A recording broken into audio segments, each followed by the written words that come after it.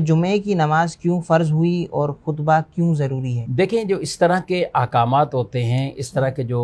مسائل فرضیت اور رکعات کے حوالے سے، تو بیسک تو ہمیں یہ ذہن بنانا ہے کہ یہ اللہ تعالیٰ کا حکم ہے۔ صحیح۔ اب رب تعالیٰ نے جس کے لیے جو حکم فرما دیا، ہمیں فجر کی نماز میں، حالانکہ ہم ساری رات آرام کرتے ہیں، سوتے ہیں، فجر کی نماز ہے تو اس میں 2 رکعت سنت، 2 فرض ہیں، 4 رکعتیں۔ اب کوئی اس کے برعکس سوچے اور یوں کہے کہ سارا دن کے ہم تھکے ہوئے ہیں لیکن عشاء کی نماز کی رکعتیں زیادہ ہیں، تو بھئی یہ بھی اللہ نے مقرر فرمائی، وہ بھی اللہ نے مقرر فرمائی۔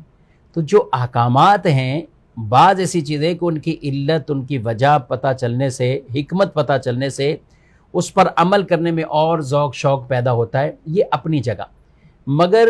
بنیادی بات یہ سمجھ لینی چاہیے کہ کسی چیز کی حکمت سمجھ میں آئے یا نہ آئے، حکمت بیان کی ہوئی ہو یا نہ بیان کی ہوئی ہو، ہمیں باہر صورت ان پر عمل کرنا ہے، اور یہ سمجھ کر کہ یہ اللہ اور اس کے رسول صلی اللہ علیہ وسلم کا حکم ہے، ہم اس پر عمل کریں گے۔ کئی ایسی چیزیں کہ جن کی حکمت اس وقت تھی، اب نہیں ہے، لیکن حکم یہ ہے کہ اب بھی آپ نے ایسا کرنا ہے۔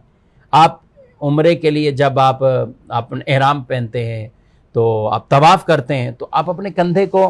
آپ برہنہ کرتے ہیں، یعنی وہ طواف والی چادر آپ نکال لیتے ہیں اور کندھے کو آپ برہنہ کرتے ہیں۔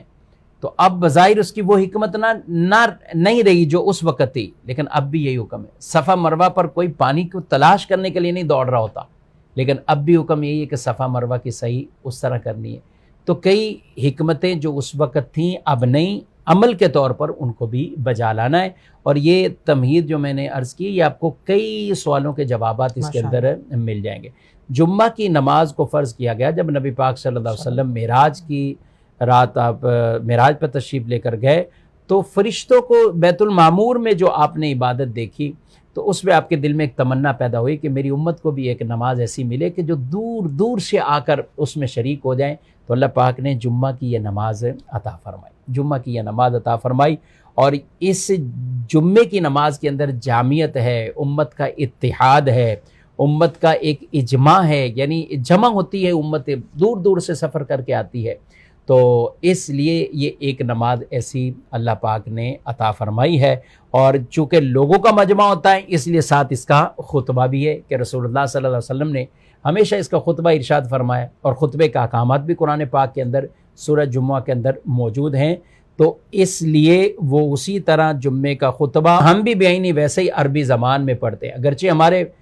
ملکوں میں پہلے اردو میں یا مختلف زبانوں پہ جہاں بھی جو لوگ رہتے ہیں تقریریں ہوتی ہیں، لیکن خطبہ اسی طرح عربی میں پڑھا جاتا ہے۔ یہی مسنون ہے، اور اس کے خطبے کے اندر کوئی اور زبان شامل کرے گا تو وہ بدعت سیئہ ہے، بری بدعت ہے، اور اس کی اجازت بھی نہیں ہے۔ تو جس طرح ہے اسی طرح خطبہ اور اس نماز کو ہم ادا کرتے ہیں۔